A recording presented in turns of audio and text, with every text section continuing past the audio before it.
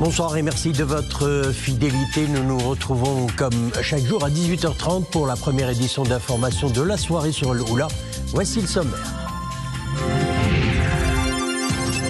Sa Majesté le roi Mohamed VI a présidé aujourd'hui au Palais Royal de Casablanca une réunion de travail consacrée au nouveau complexe portuaire et industriel de Nador West Med. Au cours de la réunion de travail, un exposé a été présenté devant Sa Majesté le roi par le président du conseil d'administration de Nador West Med. C'est ce qu'indique un communiqué du cabinet royal. Les pluies bienfaitrices continuent d'arroser la majeure partie du royaume. Des précipitations accompagnées par de fortes ravales de vent, entraînant de fortes houles avec des vagues allant de 4,5 mètres à 7 mètres. Les autorités mettent en garde les citoyens contre toute proximité des zones côtières.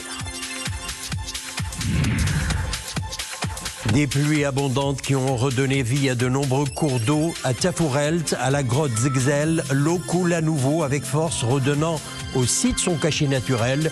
Le ruissellement des cascades se fait de nouveau entendre après plusieurs années de stress hydrique. Activité royale, Sa Majesté le roi Mohamed VI a présidé aujourd'hui au Palais Royal de Casablanca une réunion de travail consacrée au nouveau complexe portuaire et industriel de Nador West Med.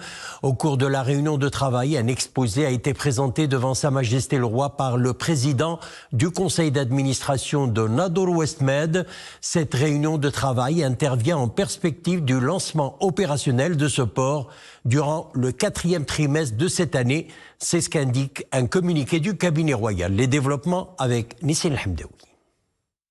Cette réunion de travail présidée par Sa Majesté le Roi intervient en perspective du lancement opérationnel du nouveau complexe portuaire et industriel de Nador West Med durant le 4e trimestre de cette année. Elle s'inscrit dans le cadre de la vision royale visant à arrimer durablement l'économie du royaume aux chaînes de valeur mondiales à travers la mise en place d'infrastructures portuaires de premier plan. Au cours de la réunion de travail, un exposé a été présenté devant Sa Majesté le Roi par le président du conseil d'administration de Nador West Med, M. Fouad Brini, sur l'état d'avancement du projet ainsi que sur les réalisations à date.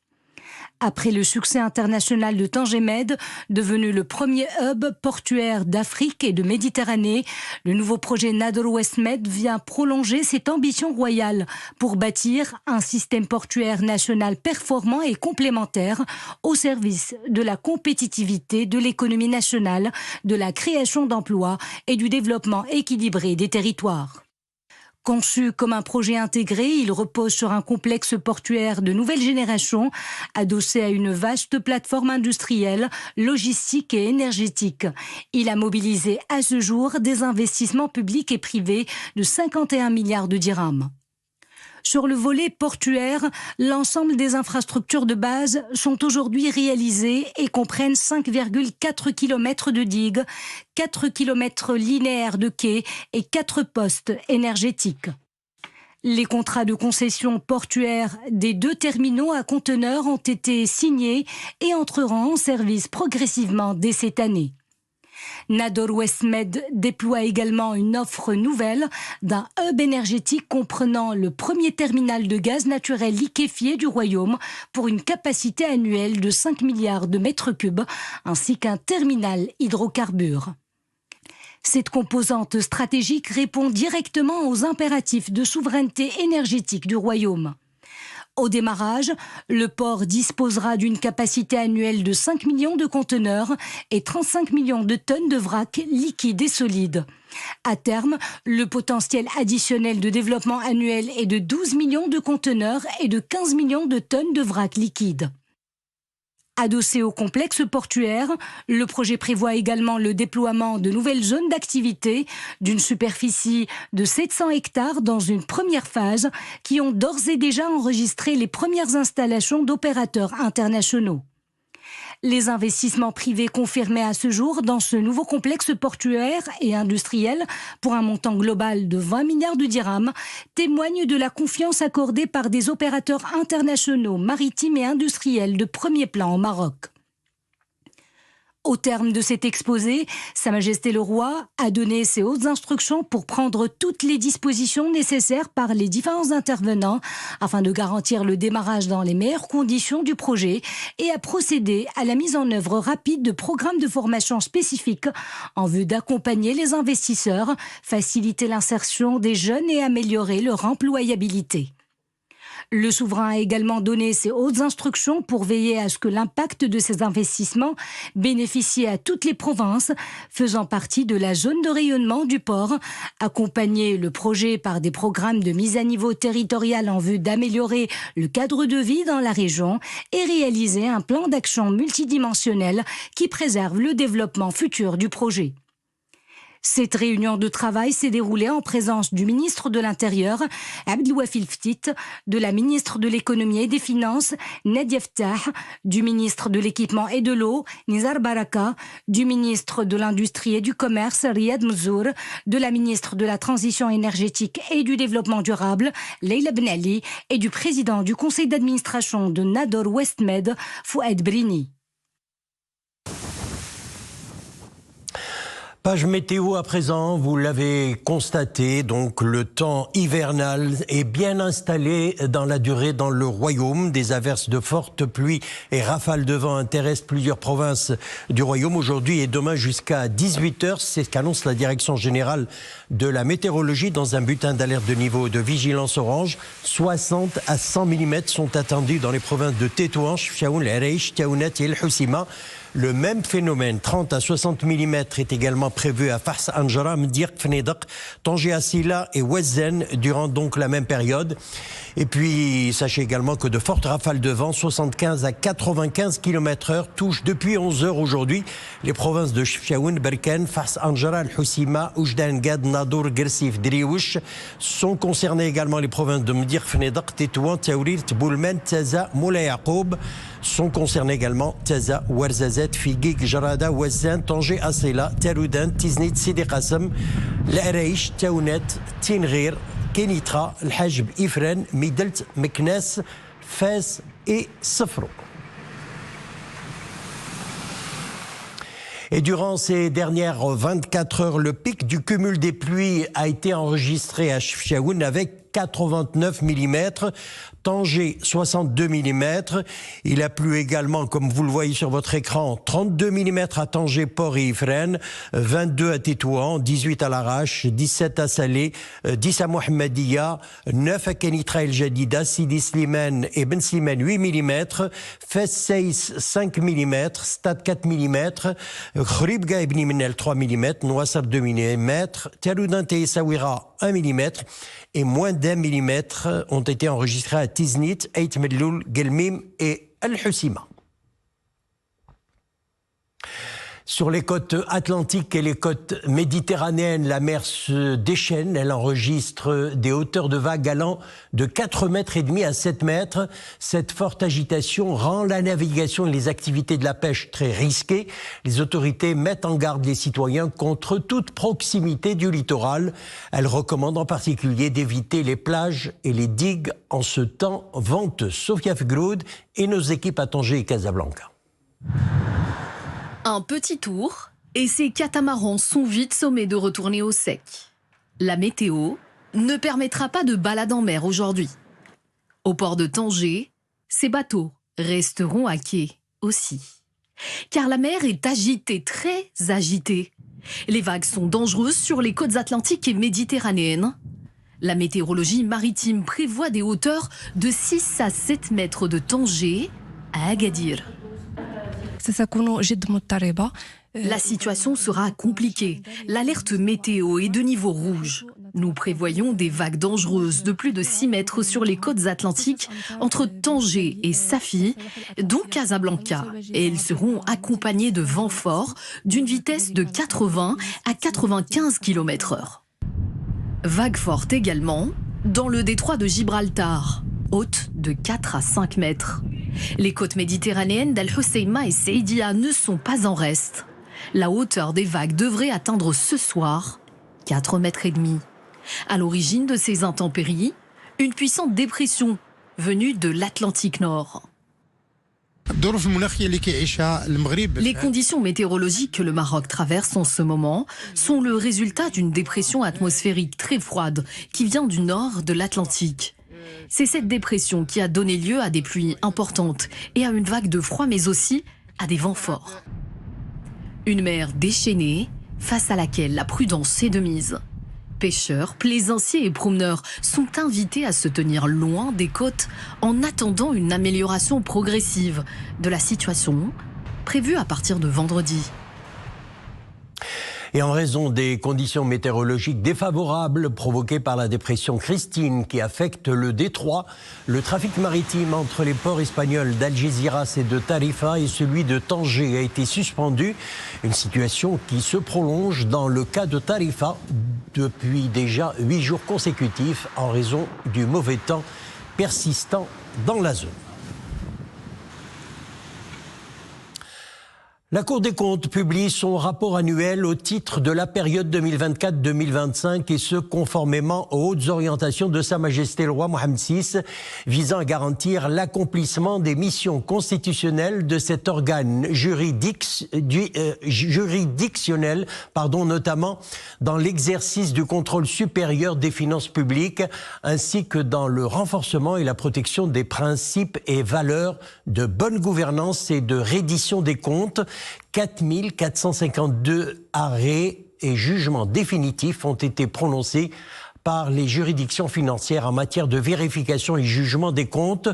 Je vous propose d'écouter à ce propos Abdeslam Al-Zarq, coordonnateur des activités juridictionnelles des juridictions financières à la Cour des comptes. En matière de discipline budgétaire et financière, durant la période allant du 1er janvier 2024 à fin septembre 2025, les juridictions financières ont statué sur les dossiers relatifs à 99 personnes poursuivies sur 395. En prononçant des amendes de 4 millions de dirhams, la restitution de 1 million de dirhams correspondant aux pertes causées aux organismes concernés et l'acquittement pour 27% des dossiers jugés. Selon le rapport de la Cour, les causes ayant été à l'origine des infractions commises, qui, au demeurant, ne correspondent pas à des malversations ou crimes financiers, sont attribuées à la non-maîtrise par les responsables et les agents des contrôles qui leur incombent, aux faiblesses des systèmes de contrôle interne, à l'absence de coordination entre les structures administratives concernées, à l'insuffisance des ressources humaines et à la non-maîtrise de la réglementation relative au marché public. Voilà, c'était les propos de Abdessamad Al-Zarq, coordonnateur des activités juridictionnelles des juridictions financières à la Cour des comptes. Malgré un contexte mondial tendu, Renault Maroc renforce son rôle de leader de la filière automobile nationale. Le groupe automobile a procédé à Casablanca à la présentation de ses résultats en 2025 avec près de 395 000 véhicules produits dans ses usines de Tanger et Casablanca. Un chiffre qui confirme la place centrale du royaume dans la stratégie mondiale du constructeur, malgré la baisse de 5% enregistrée par rapport à 2024. Mohamed Laroui, Amin Hennaoui et Zakaria Mourinbillah. Le groupe Renault Maroc confirme une dynamique industrielle solide au titre de l'année 2025. Durant l'année écoulée, près de 400 000 voitures ont été produites dans les deux usines du groupe à Casablanca et Tanger. Destinées principalement à l'export à hauteur de 82%, cette flotte a réussi à conserver sa position de leader sur le marché national. Les deux marques du groupe, Dacia et Renault, ont occupé respectivement les deux premières places du podium, avec une part de marché évaluée à 37,8%. Un véhicule sur 6 vendu par le groupe au niveau international est fabriqué dans nos deux usines, ce qui prouve que le Made in Morocco est un élément important qui marche très très bien au niveau international. Sur le marché marocain, nous avons aussi terminé l'année avec une part de marché de 38%, donc la marque Dacia est numéro 1 et la marque Renault est numéro 2. L'année 2025 a été surtout marquée par le lancement d'une nouvelle phase de développement industriel et technologique. Parmi ces nouveautés, le démarrage des activités de Renault Technologies Maroc, un centre d'ingénierie dédié aux activités de recherche et développement. Le groupe procédera également dans les années à venir au lancement de projets relatifs à la 4e génération de véhicules produits dans le royaume. Nous allons continuer sur les prochaines années avec des objectifs industriels importants en lien avec notre écosystème. Il faut dire que tous ces résultats que le Maroc a réussi à obtenir pendant ces 15 dernières années sont le fruit de la vision éclairée de Sa Majesté le Roi Mohammed VI, qui a su donner l'impulsion et le cadre pour que ce secteur devienne au fil des années le premier secteur industriel, mais aussi le premier secteur exportateur. L'objectif à terme est donc de positionner le royaume comme un hub de recherche et développement, tout en renforçant la compétitivité de la plateforme industrielle. L'actualité internationale nous mène ce soir au Japon. Des chutes de neige records, vous allez le voir, ont frappé plusieurs villes du pays. On recensait jusqu'à 464 cm de neige accumulée dans la région de Sukayu, 101 cm à Sapporo et 57 cm à Kanazawa. L'accumulation de neige est supérieure à la moyenne annuelle dans tout l'archipel. Et puis ce glissement de terrain en Indonésie provoqué par un phénomène coulé de terre, un phénomène géologique qui s'est produit suite à des pluies diluviennes. Cet éboulement a enseveli en pleine nuit des habitations de 2 villages montagneux situés à 25 km au nord-ouest de Bandung. Le bilan est lourd, il est monté à 38 morts. Des dizaines d'autres personnes sont toujours portées disparues. Retour chez nous, à Tafurelt. La nature reprend enfin ses droits, asséchée après des années de stress hydrique. La grotte de Zegzel à Tafurelt reprend vie grâce aux pluies abondantes de ces dernières semaines. L'eau coule à nouveau avec force, redonnant au site son cachet naturel. Reportage Rachid Letabi sur un commentaire de Marigaouet. Portée par l'élan des récentes précipitations, la grotte de Zegzel renaît de son silence et offre aux habitants et autres visiteurs de passage ses plus beaux paysages. Après 7 ans de sécheresse, le ruissellement des cascades se fait de nouveau entendre pour le plus grand plaisir de ses privilégiés.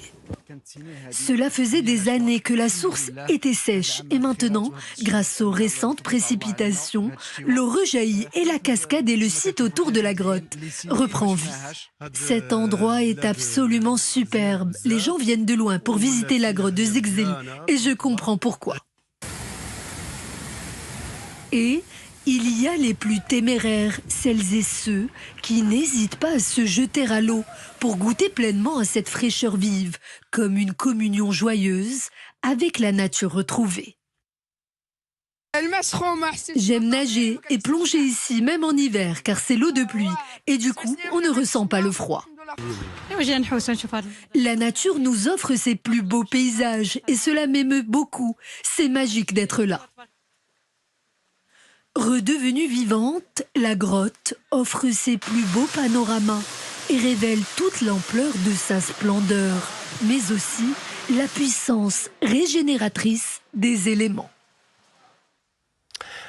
Avec ces températures négatives, il faut bien du courage pour le faire. Un mot de sport pour refermer l'édition. La sélection nationale marocaine de tennis affrontera son homologue colombienne les 7 et 8 février prochains au club de tennis de l'Union sportive marocaine à Casablanca dans une rencontre décisive comptant pour le barrage qualificatif au groupe mondial de la Coupe Davis. Cette confrontation marque le retour officiel de cette prestigieuse compétition internationale au Maroc après une absence de plus de 20 ans. C'est féliciter la Fédération royale marocaine de tennis. Voilà, c'est avec cette information sport que nous refermons l'édition. Merci de l'avoir suivi. À demain 18h30.